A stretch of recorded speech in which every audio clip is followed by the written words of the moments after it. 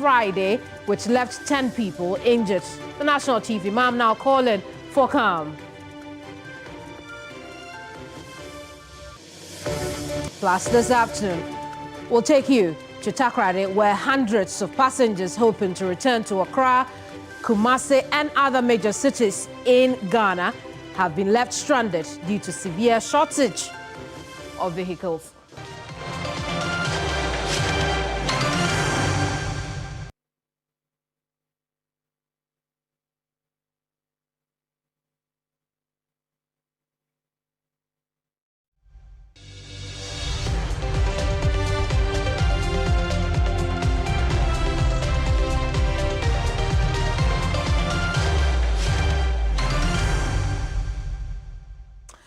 Those are the top stories this hour. I'm Kemeni Amano. The news starts right now.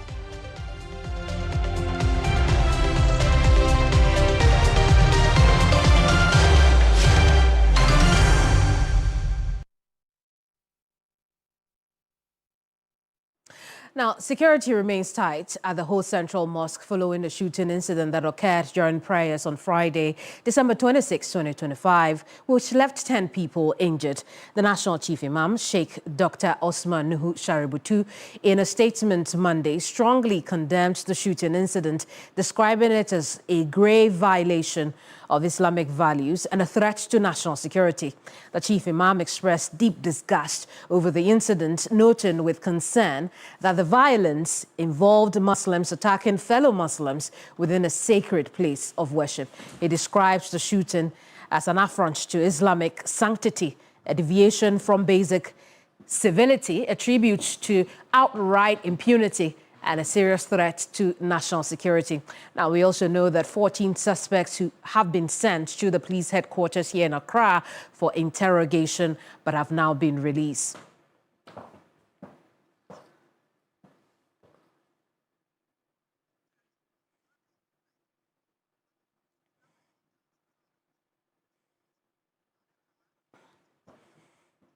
Let's get you the very latest on this. Volta region correspondent Faisal Abdul Idris is on this beat. Faisal, tell us about the situation there. We see that a lot of, Muslims are behind you. In front of the mosque, we also see in view the police vehicle there. Put all of that into a story for us. What can you tell us? Good. So between last week and today, since the incident, there have been police officers stationed right here at the mosque, guarding it. Between that period and now, prayers are still being held at the mosque. It is not closed down, and so prayers are still being held at the mosque. This morning, when I got here, I saw the Muslim community gathering right in front of the mosque. When I inquired, I was told that, first and foremost, a national security liaison officer was supposed to be here this morning to engage them. And then, of course, a team from the CID department from the police headquarters will be joining.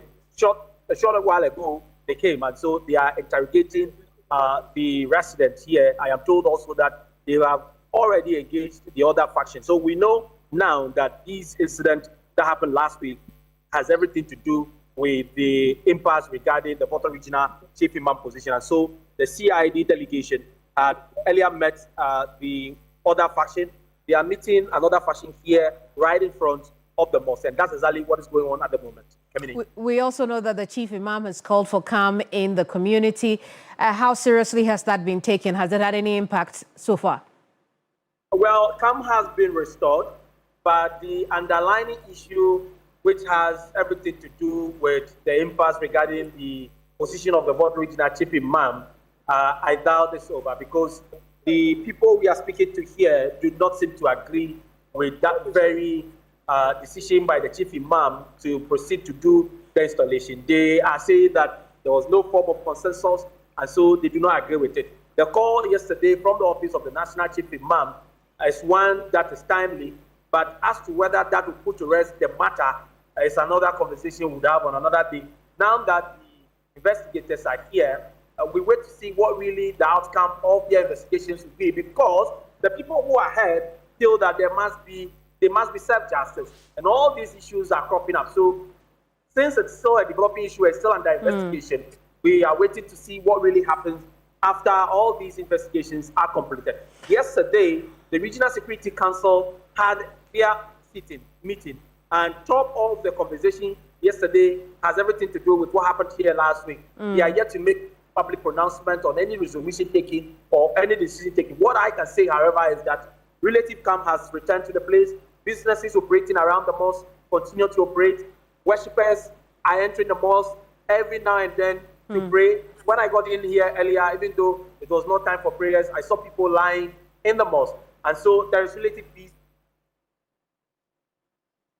Issue that has to do with, that really generated this is still up in the air for resolution. Let's set the context for those who may be hearing this for the first time. What is the background to the conflict or dispute in the community? So,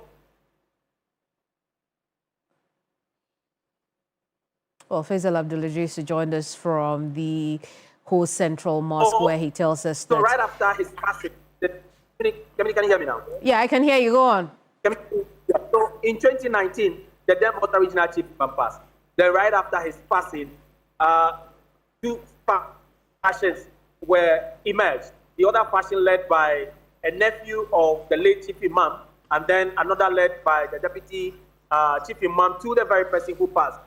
Both of them claiming legitimacy, both of them claiming the position of the Volta Regional Chief Imam. They have made various arguments as to why either of them is supposed to be the very person to succeed the late Alhaji Imoro.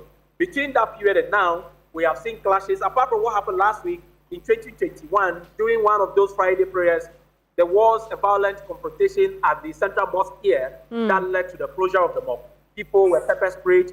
People had to be rushed to the hospital. For 2 years, the whole Central Mosque remained closed until the later part of 2023 during Ramadan, when the people forced the place open. And ever since it has been opened, renovated, and they continue to pray here. But the substantive issue as to who should become the Volta Regional Chief Imam remained until just this November, when the National Chief Imam was in hope to install Alhaji Muniru Ali as the Volta Regional Chief Imam. Even that, right after the installation, which we thought would have brought all these issues to an end, the other faction raised again to say that they are not in support of this installation and that they would not allow him come to the Central Mosque to perform any religious function, be it prayers or whatsoever. They will not be allowed into the mosque. So ever since the installation, he has never been here. The Friday incident, we are told from the grounds here, was that there was an intention to bring him here. Is the reason why we saw the confrontation. All of that has never been confirmed because the police are yet to tell us exactly what grounds, what really motivated the confrontation we saw here last week Friday. And Faisal, quickly, speaking of the police, we know investigations are ongoing. At the same time, perhaps as should be, the 14 who were arrested and brought to Accra subsequently have now been released. What's the latest on the investigation so far? Well, the latest is the continuous engagement with the two factions. Like I indicated earlier, the CIDs are here. They are interrogating each of the individuals that either partook in the happenings on Friday or witnessed it. I'm sure when they are done, they will go back to Accra and then proceed with whatever is supposed to be done as far as the laws of the country is concerned. But what is most important is the fact that there is relative peace. People are moving about freely with their activities. We'll leave it here for now. Thank you so much for talking to us. Faisal Abdul-Idris is our Volta region correspondent. He's just been talking to us about the situation that took place on December 26th at the Ho Central Mosque. He now, reports that calm has been restored, but amidst heavy police presence as well. We'll stay outside the capital city, this time in the Ashanti region, because the regional command of the Ghana National Fire Service has intensified public education and fire prevention campaigns as part of efforts to reduce fire outbreaks in the region by 40% in 2026. The command says the initiative is a proactive response to increasing incidents of domestic markets and industrial fires recorded across the region in recent years. The Ashanti region has this year witnessed several devastating market and domestic fires. These incidents have claimed lives and destroyed properties worth millions of Ghana cedis. The most recent tragedy occurred at Ebuakwa Menchia, where a fire outbreak claimed the lives of a family of 6. The alarming rise in fire incidents has triggered an intensified public education campaign by the Ashanti Regional Fire Command aimed at promoting fire safety and prevention.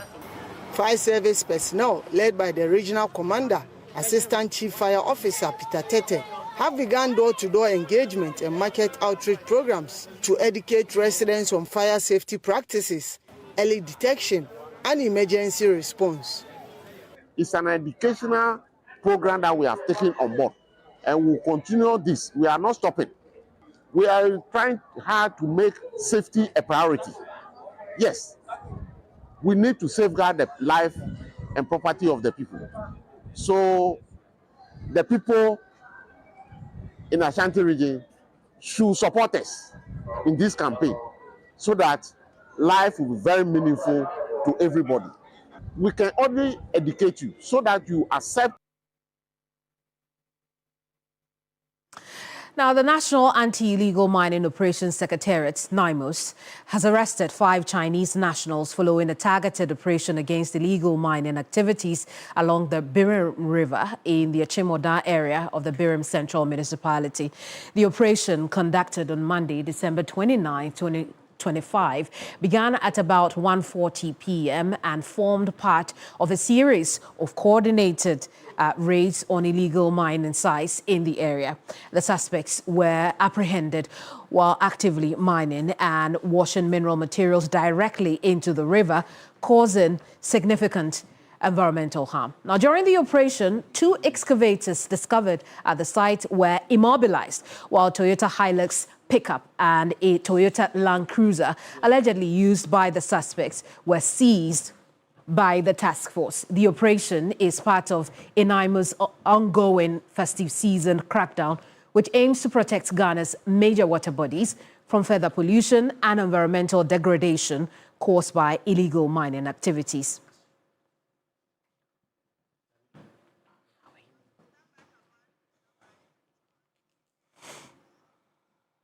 Well, let's have a quick conversation on the back of this. Joining me now in the studio is Media Relations Officer at the Ministry of Lands and Natural Resources, Pakwesi Shandoff, my former colleague as well.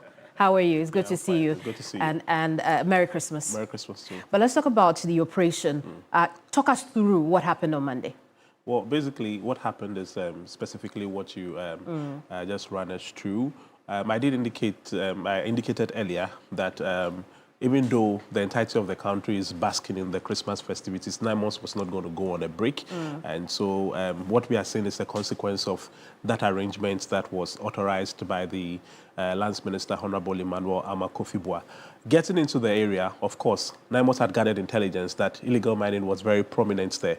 But like it has always happened, anytime NIMOS moves into an area, they would experience some obstructions. Some of the obstructions include sometimes some of the local folks misdirecting the NIMOS personnel. But it has an able team of, intelligence personnel who are able to weave through some of these things. And that is how come we're able to get the Chinese. Indeed, in that same area and then the surrounding communities, we have understanding that there are even more Chinese there, and so we'll continue with the exercise in that respect and clamp down on all of their activities. I mean, looking back in the year and since NIMOS came into effect, how impactful do you think that your operations have been? If I were to rate the effectiveness of NIMOS out of 10, I would settle on 8.5. Now, that ordinarily may sound like an exaggeration, but the reason it's a concrete assessment or a valid, reasonable assessment is the fact that earlier, we do remember that we had 9 forest reserves that had been taken over by armed illegal miners. Through the ingenuity and instrumentality of NIMOS, all of those, as we speak, have been repossessed. Of course, there are occasional incursions into those areas, but NIMOS is able to tackle all of it. As I speak to you, again, while I'm settling on 8.5, NIMOS has been able to devise a strategy where, effective from next year, there's going to be 24/7 uninterrupted surveillance at all the relevant flashpoints. From next year? Yes, from next year. January next year? Yes. It's an arrangement that has already been decided. The reason we had not been able to give effect to it was because of the financial constraints. But thankfully, the Finance Ministry has given that clearance. And so it's going to be a new arrangement. So imagine all the flashpoints. The 6 regions where illegal mining is endemic. Effectively, are looking at the Ashanti, Western North, Central. We're also looking at the Eastern region and some parts of the upper enclaves of the country. You're going to have over 400 trained military personnel who are going to be stationed across all the flashpoints. This justifies 8.5, if you ask me. I see. And so, I mean, until then, January is, just around the corner. Right. But usually when you seize these equipment, you drive people away, then what happens? Okay, so the next thing that is supposed to follow, consequently, is prosecutions. Except that the challenge that we have had with the prosecutions is that, we can all admit, if you look at the general judicial setup of Ghana, sometimes prosecutions are a bit elongated and complex because of the inherent challenges in our traditional justice delivery system. So what the Sector Minister, Honorable Emmanuel Amakofibua, has done is that we have now brought about a new dispensation to handle these illegal mining offenses. That is the creation of specialized tribunals that are going to exclusively attend to illegal mining offenses. Indeed, the issue has already been discussed and thoroughly exhausted at Cabinet to come to Parliament. And so by the end of the first quarter of 2026, those tribunals will be set up and all the backlog of cases would be cleared immediately. So when there is an arrest of this nature, quickly goes through the tribunal, it is discharged, and then those who have to be prosecuted are made to pay for their crimes. I see. And the equipment? Yes, for the equipment, when they are seized, in fact, let me just focus on, for example, the water pumps, for instance. We gave some earlier to the Agric Ministry. Indeed, more have been seized. Every equipment that is seized, we only repurpose them for other, if you like, better engagement. That's basically the policy for all the seized equipment. But it is not going back into the hands of the illegal miners. How are whatsoever. you ensuring that? Of course, they are guarded by NIMOS. Have we heard any news whatsoever that anything has slipped out of NIMOS' hands before? No. And, So and that's the answer. is this court-approved redistribution of what could be evidence, or you are just taking NIMOS is just taking its own decision to redistribute? NIMOS is authorized by the president. Okay, they are acting on the authority of the president, and so it carries. Of course, they are not doing any illegality by confiscating the equipment. So I don't think there's any cause for alarm. No, it is the redistribution of the confiscated equipment. It is the confiscated equipment. They are not going back. They are not going to go back. Okay. So now you would have to do what? If it is there, you're not going to use it for anything. So you only have to repurpose it. That's all.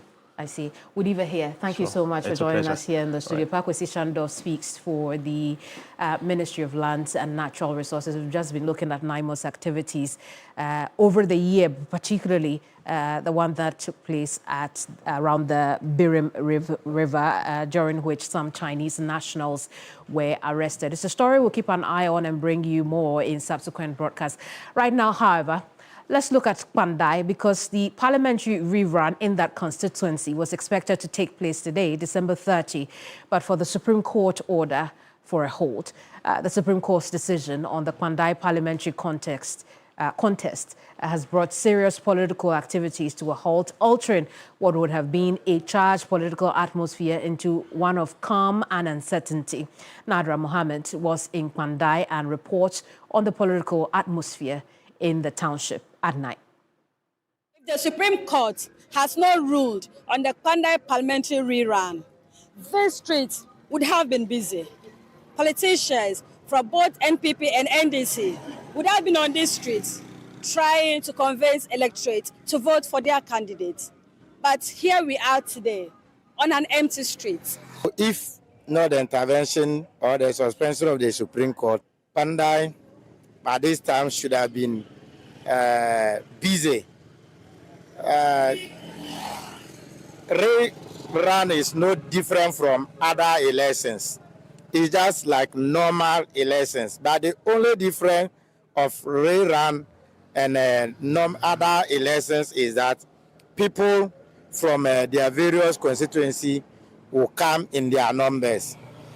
Other elections, let me say, other people will be in their own places, their own district and wherever, but rerun, all other people or party machineries, booth, NDC, MPP could have been here by this time.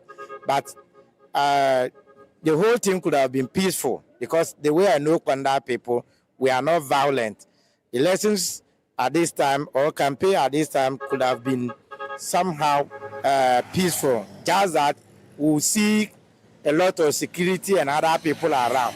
But I have confidence in Kpandai people that should election could have been held on 30th of this month. Maybe this time, just everybody will be busy. The whole place will be full of people, but there will not be anything like violence, because I trust Kpandai people. Let's say, like, if Supreme Court didn't come out to say we should pull the election back, like by now you would have seen everybody, because Kpandai, we need more development. How, I think you can see the whole town, how the town is now looking at. So everybody is just aiming at those development. One way or the other, myself and you, my sister, when you even say you leave Accra and come, you leave Media General and come and station in Kpandai to do one or two things, so that you can also get something to put in your pocket. At least when that opportunity is given to us, when the Supreme Court sit on the 13th and put their judgment that, oh, the people of Kpandai, we've given you people the chance to go and do re-election. So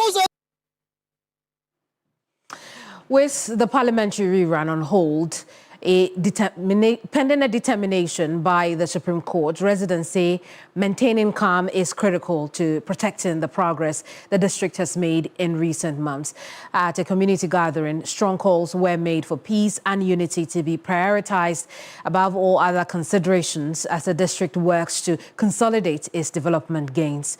Addressing the gathering, the municipal chief executive, Haruna Abdul Karim, he stressed that the relative calm currently being enjoyed must be safeguarded, describing peace as a foundation upon which development thrives. He cautioned residents, particularly the youth, against taking the law into their own hands, warning that acts of violence or disorder could undermine the progress made so far.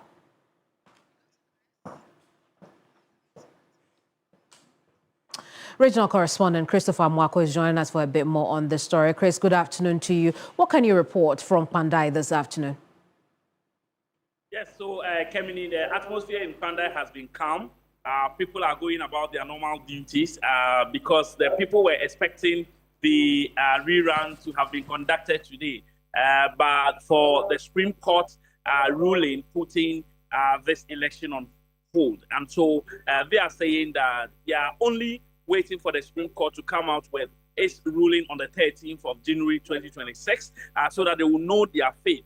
But the concerns of residents is that whereas a cross-section of them wants the rerun to happen, because for them, every place that there has been a by-election or a rerun, it has seen the needed development even ahead of the elections. And so they believe that if that should happen, Kpandai will get its fair share of development even before the elections are held. Others are also of the view that the money that will be pumped into this election could be channeled to the assembly, for the assembly to use for other developmental projects in the area. And so the youth and the electorates in the Kpandai constituency are sharply divided over whether or not the rerun should be conducted. But whichever way it goes, if they are saying they should go for a rerun, they are ready to go for the rerun.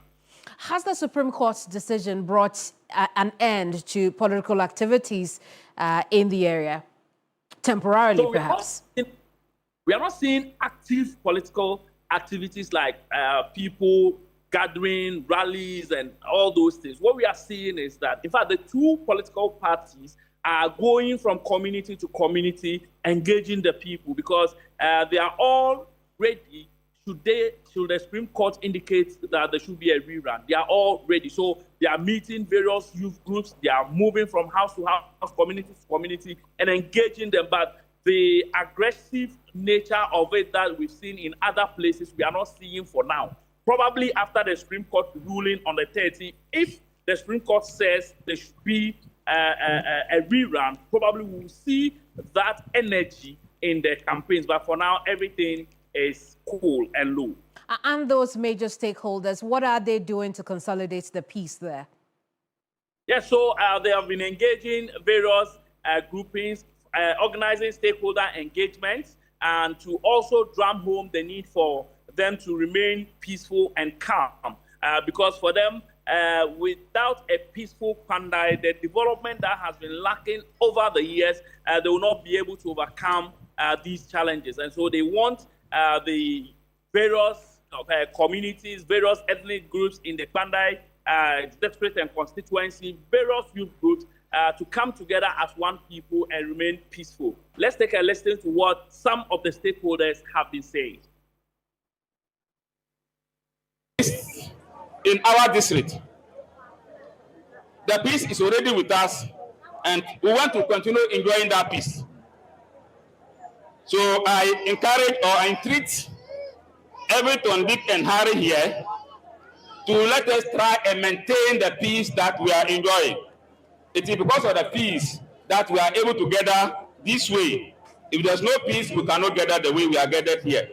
So peace is a very important asset to us as the people of Kpandai. We always want to see unity among you so that we also feel proud. If there's no unity as the DCE, if there's a problem and I need to bring before you people, I will find it difficult. Where am I sending it?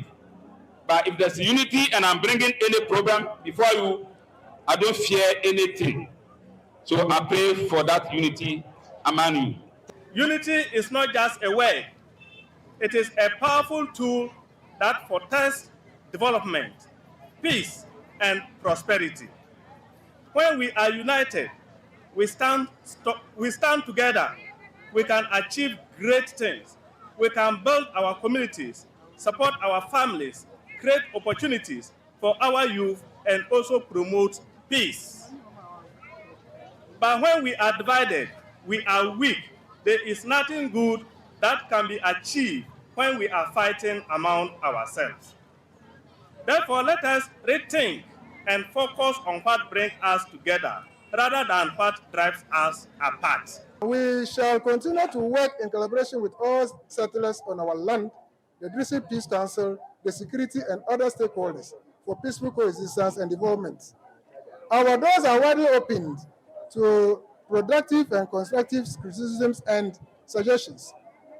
Leadership of MPA is taking up a project of helping communities to form committees to handle disputes. The membership of the committees will have all ethnic group representatives. We do believe that this will go a long way to foster peace in our community. Some stakeholders in the Kpandai community earlier. Christopher Amwako, our regional correspondent. You're here on News Central. We're coming to you live on TV3. I'm Kemeni Amano. The news returns shortly. Don't go away.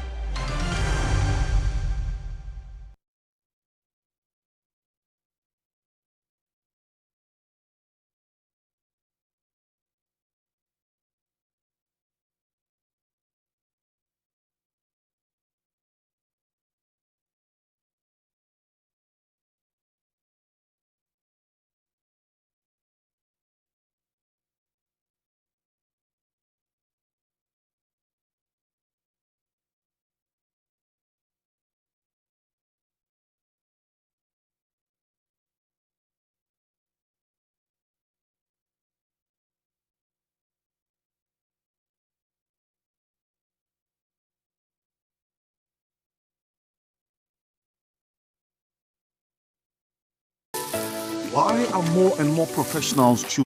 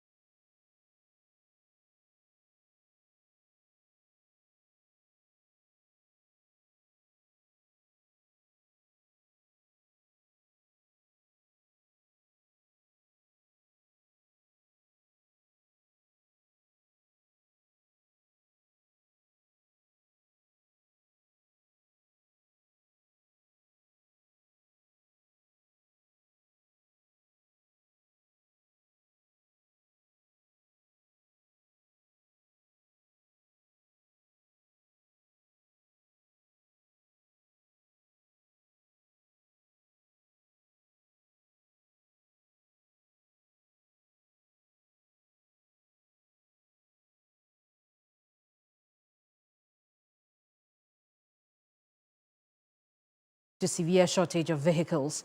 Tempers flared as ticketing officers bypassed queues to onboard passengers at the Takoradi Kumasi minibus terminal.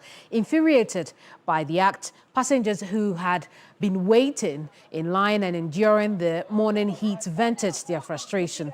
Some said this had been the trend since dawn and they could no longer tolerate it. For the past 2 days, the terminal has been overwhelmed with passengers as there are scarce vehicles to transport them outside the city.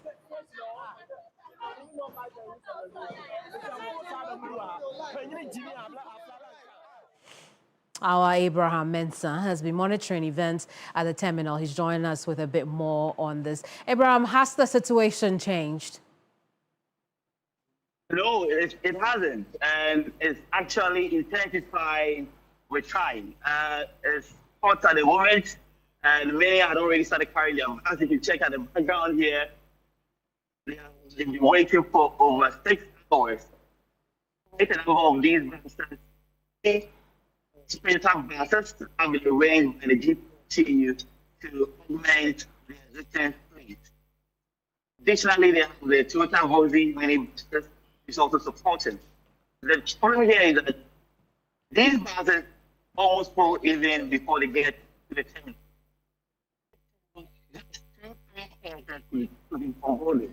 And this has created almost of tension here at the terminal. There's been a lot of competitions.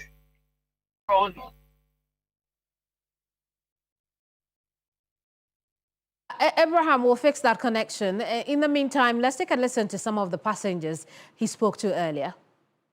It may appear to be a normal post-Christmas phenomenon to see passengers stranded at Accra Kumasi station here in Takoradi. This time, however, the experience is different and overwhelming. These passengers have spent hours since morning in a futile attempt to board a bus to their destinations.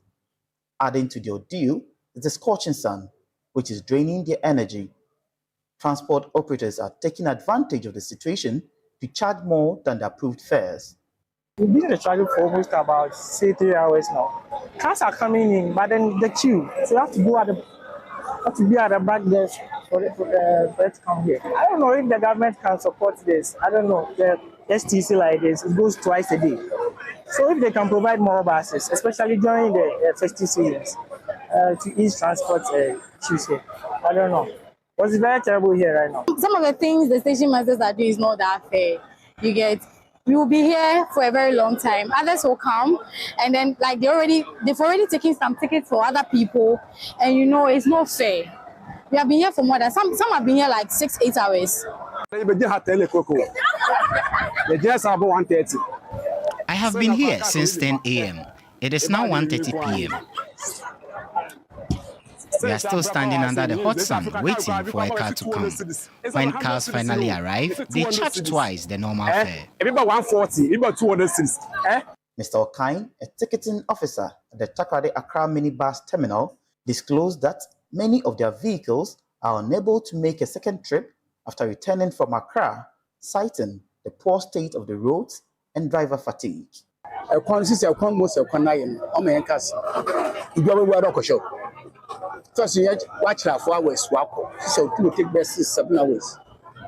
The roads are very bad, so we often have to visit the mechanic.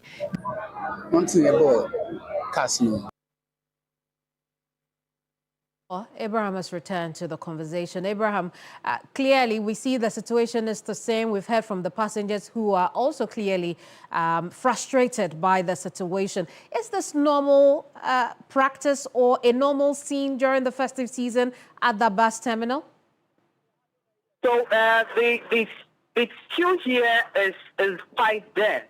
And for many, even from the footages that you can see on TV, most of them are beneath the footbridge just by the terminal. Some are taking shelter as the tents provided, yes.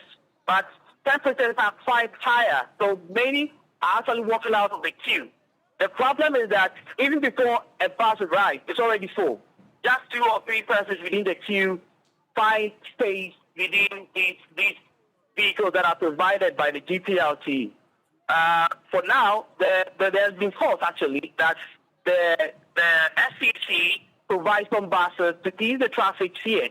I engaged the regional manager for the SEC, Mr. Felix Gatto, and he said they did their best on the 7th, on the Sunday, Friday 26th and Sunday 28th of December by providing some 15 buses to transport persons to various destinations like Accra, Kumasi, Tamale. But the Ganja best so far. Today, they only have 2 buses that are running. And the trouble now is that for the next 3-4 days, all buses at SEC are fully full. So they don't even have any assurances even from the terminals in Kumasi, Accra, Temas, that they will be coming in anytime soon to add up to the numbers they have here to help transport these passengers from the GPRT station. I see Abraham Woodiver here. Thank you so much for the report. And Abraham joined us from the Takoradi Kumasi minibus terminal, where hundreds of travelers are stranded because there are no vehicles to transport them to Accra, Kumasi, and other destinations. We'll stay on the roads. Road signs provide essential information such as speed limits, upcoming curves, intersections, pedestrian crossings, and construction zones. But what happens when these are covered either by posters, advertisement, overgrown vegetation, or sheer vandalism? My colleague Christopher Mwako assesses the implications of covered road signs on road users. Road signages and markings provide crucial information for drivers and road users, enabling them to make timely and safe decisions to ensure road safety. Placing any advertising material, including political posters, on public road signs or within the highway right of way without explicit authorization is illegal. When you are going, you see trees, or even sometimes not trees. A car itself can go and stand and block the road sign, blocking you, the road user, from seeing it or accessing whether the road is curving or there's U-turn nearer, or there's any sign that you are supposed to be aware of. You wouldn't see it. Data from the Motor Transport and Traffic Directorate of the Ghana Police Service revealed that between January and November 2025, a total of 13,000 road traffic crashes were reported.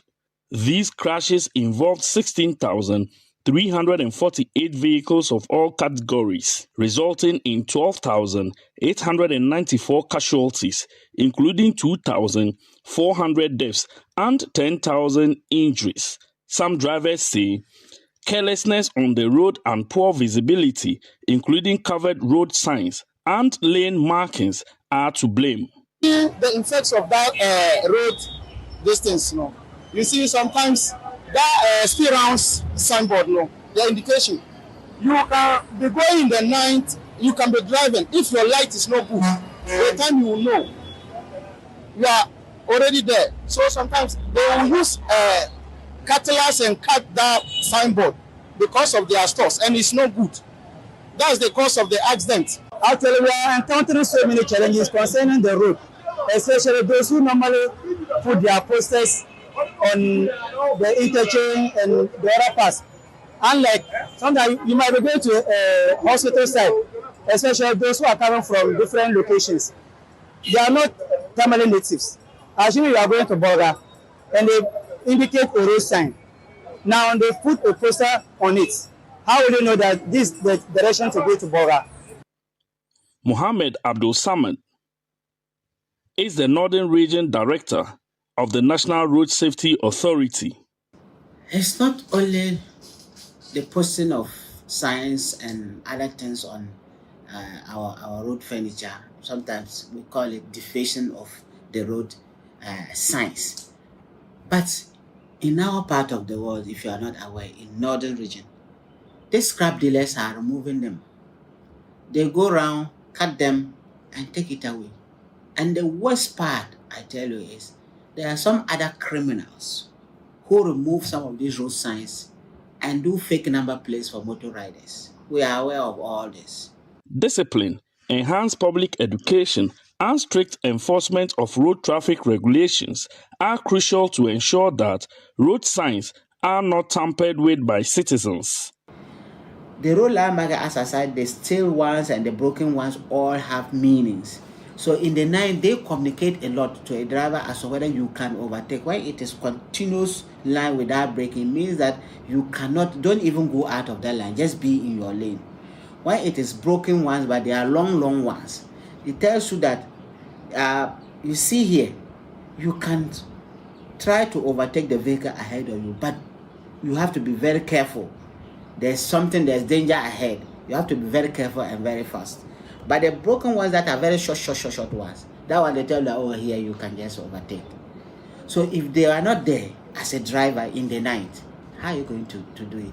Discipline, enhanced public education, and strict enforcement of road traffic regulations are crucial to ensure that road signs are not tampered with by citizens. Road signs and markings alert road users to dangers such as sharp bends, pedestrian crossings, schools, ongoing roadworks, and intersections, thereby allowing drivers to slow down and react early. The institution responsible for ensuring that these signs are placed on the roads should endeavor to do so by replacing missing road signs and repainting faded road markings to protect the public interest. Christopher Mwako, TV3 News, Tamale. Still across the regions, Ashanti Region Minister Dr. Frank Amwakohene has disclosed that 200 drug addicts at Tinka Island in Kumasi have received rehabilitation support following the dismantling of their den. Of this number, about 160 have been treated and discharged, with some reunited with their families and others engaged in manual work with pay in areas such as Obuasi and Kumasi. The infamous drug trade sport in the Ashanti region has become a breeding ground for criminals besides the exposure to hard drugs. Let's hear from the Ashanti region minister. The Bayer regional minister, you were area biwo Kumasi Finfi wa a friend of Tinka Island.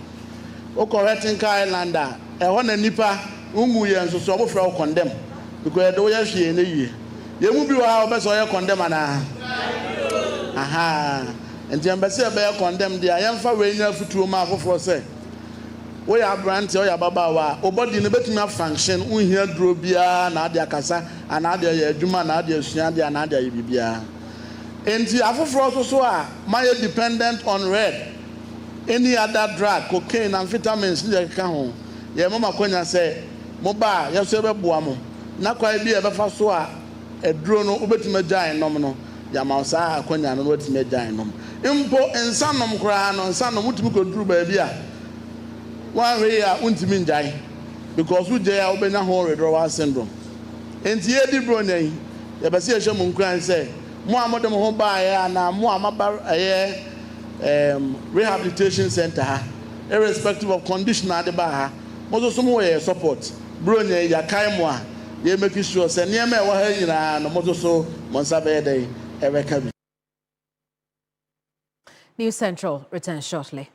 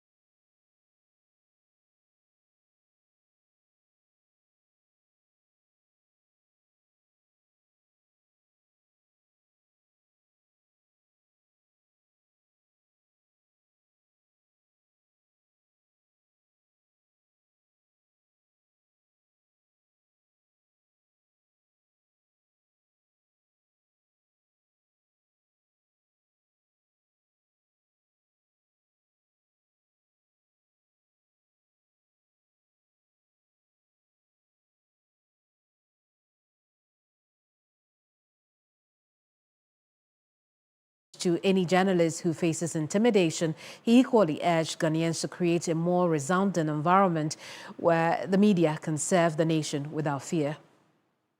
The call for protection comes at a time of heightened concern for the safety of the press in Ghana.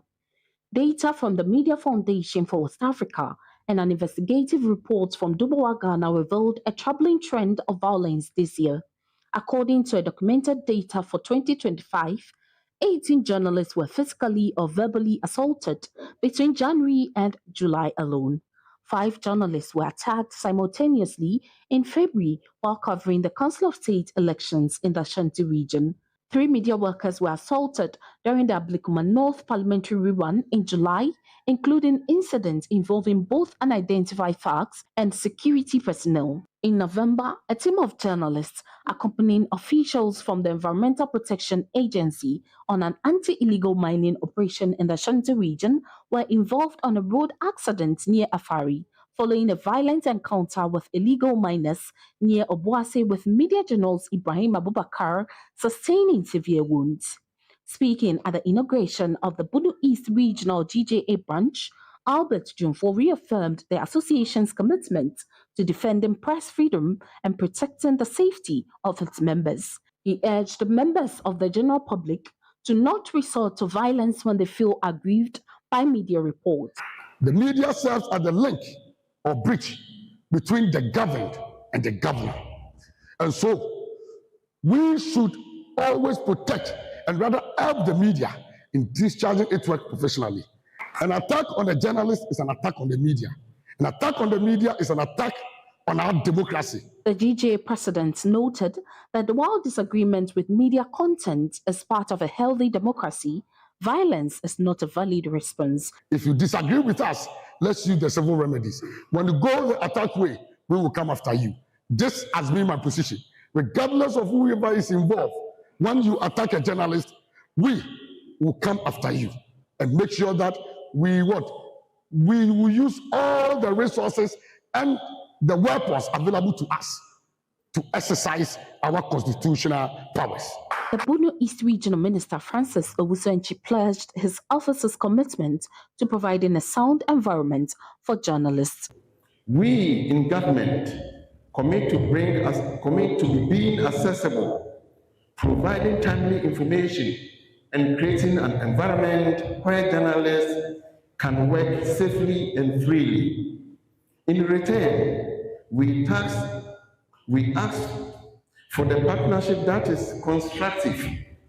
Critic us where we fall short, but also shine a light on the opportunities and successes that can be.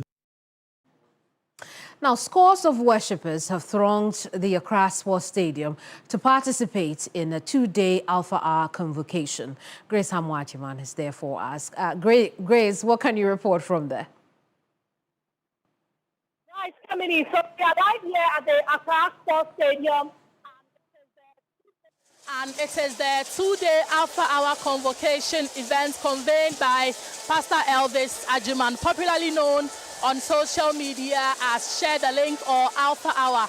I can tell you that I can answer the guess and tell you that if this is not the biggest gathering of Christians in Ghana, it can be one of the biggest gatherings of Christians in Ghana in this year. We've had people travel from across the length and breadth of the country to be a part of the event. The event is scheduled to officially begin at 3 p.m. today, but we know it is almost 1 p.m.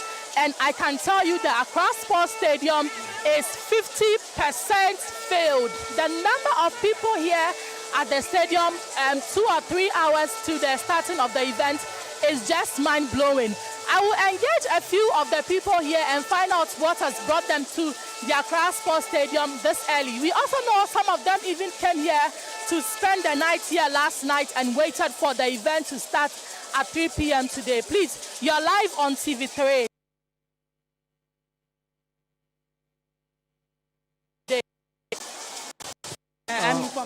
We lost that connection to Grace there, but Grace joined us from the Accra Sports Stadium where that Alpha Hour convocation is to start in the next 2 hours here in the regional capital. But let's go back there briefly and take a listen to one of the attendees Grace is speaking to. Oh, me baha na pano. Ana pan na me baha. Na papa na me. Program number 33 ada na uba antem sa. Oh. Enu de. Enka say enya du kwa bada ha. Nti say uba twen ansa na ya start program. Let me also engage this young man. Please and talk somewhere or you're in Accra. What time did you come here? I'm in Accra. Okay. 7 a.m. Well, on that note, we say goodbye, but only temporarily because the news returns same time tomorrow with new midday updates here on News Central. I'm Kemeni Amano. Bye-bye.